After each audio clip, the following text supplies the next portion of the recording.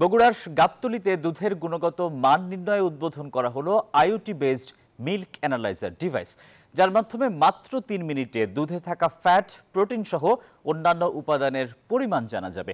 এতে উদ্যোক্তা ও ব্যবসায়ীরা উপকৃত হবেন আর ন্যায্য মূল্য পাবেন খামারিরা। আব্দুল সালাম বাবুর তথ্য এবং ছবিতে ডেস্ক রিপোর্ট।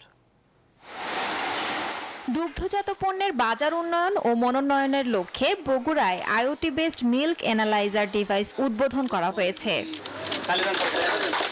শনিবার গাবতলী উপজেলার নারুয়ামালা হাটে মিল্ক চিলিং সেন্টারে এই কার্যক্রম শুরু হয়, যা বেসরকারি পর্যায়ে উত্তরাঞ্চলের মধ্যে প্রথম।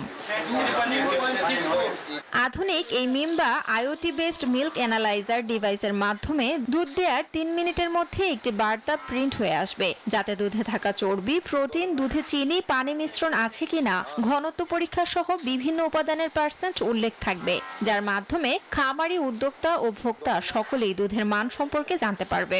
আমরা উদ্যোক্তা হিসাবে লাভবানটা হতে পারবে এরকম, আপনার প্রত্যেকটা খামারির দুধটা চেক করে নিতে পারবো, সঠিক রেটটা দিতে পারবো। আমরা উপকার হবো যে কিভাবে মানে দুধটা সঠিক কিনা, প্রোটিন আছে কিনা, তারপর ফ্যাট আছে কিনা।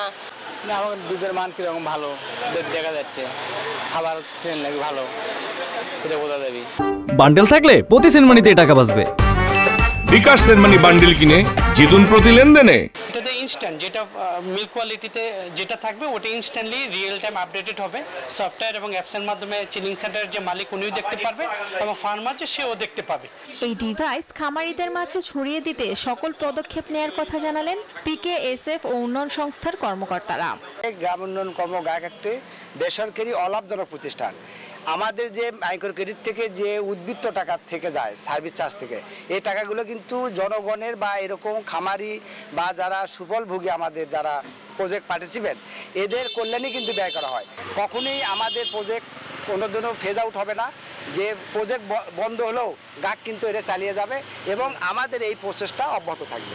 যদি প্রয়োজন হয় তাহলে আমরা প্রজেক্টের আওতায় বসে থাকবো না। আমাদের যে সাপ্লাস, আমাদের যে টাকা আছে, উদ্বৃত্ত আছে, সেগুলো দিয়ে আমরা এই প্রজেক্টগুলো চালিয়ে যাব।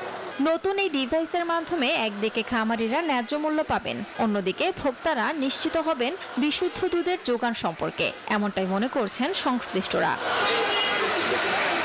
Desk report, news 24।